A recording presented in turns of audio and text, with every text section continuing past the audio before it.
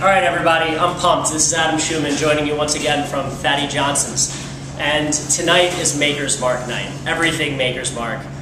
We love Maker's Mark. I certainly love Maker's Mark for a lot of reasons. There's a ton of history that goes into Maker's Mark. The bourbon was founded in the 1840s by T.W. Samuels. They made bourbon for quite a while. Prohibition hit. Another 10 years go by. And in something like, I think, the 1950s, Maker's Mark moves to Loretto, Kentucky, where it still is today. It has been made with such integrity for so long. It's one of those things where in a time period where whiskey was kind of overlooked as far as like the quality. People were kind of just producing tons and tons of whiskey just for drinking. You know, they took the stance where it was like, well, why don't we go ahead and age this the same way cognac is aged? You know, go ahead, take the time, make this into like a really, really nice boutique thing. And they were kind of ahead of the curve, and it seems like everyone kind of followed suit, and it turns out, you know, the founders of Maker's Mark were right. And they're still one of the, I think they're one of the only two producers that only produce under one label, them and Wild Turkey. Everyone else kind of, you know, has boutique whiskeys and things like that, but they go ahead and they use different names. Maker's Mark is considered a small batch whiskey, but doesn't need to say it just because of its production is so small. So I'm really pumped to be working with it, and today we're going to be making the Annie Taylor. Annie Taylor was the first person to ever go over Niagara Falls in a wooden barrel.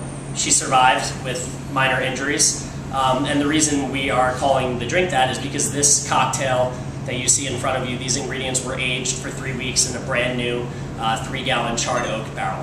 So it all makes sense now. So we're going to go ahead by taking 2 dashes of orange bitters, followed by a 1/4 ounce of Campari,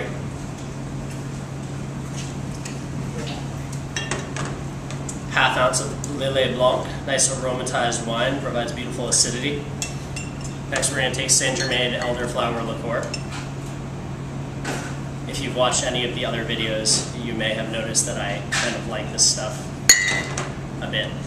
And we're going to go ahead and we're going to take 1.5 ounces of Maker's Mark.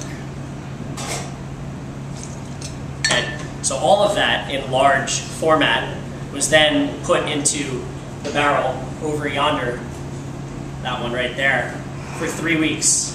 And we tasted it yesterday, and we pulled it out of the barrel. And so now we have that bottled up and we're ready to roll. It's kind of cool, you know, cocktails take on different characteristics when they age. I find that the aromatized wine actually kind of brightened. The acidity got much brighter.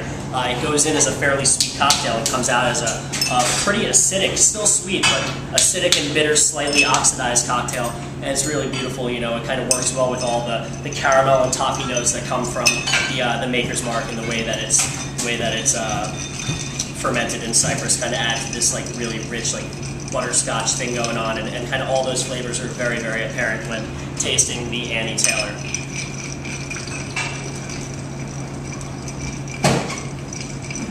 Kate, are you sad we only have 1 week of doing this left? No? You're like, this thing ran its course? It's good times. Good times, great oldies. Tune in next time. Until next time. We're going to go ahead and take one of our Cock Diesel ice cubes, like you see right there. Hey, Brett Tox, you got an orange over there you can throw me? Oh, yeah. Oh, coming in from off screen. Whammy.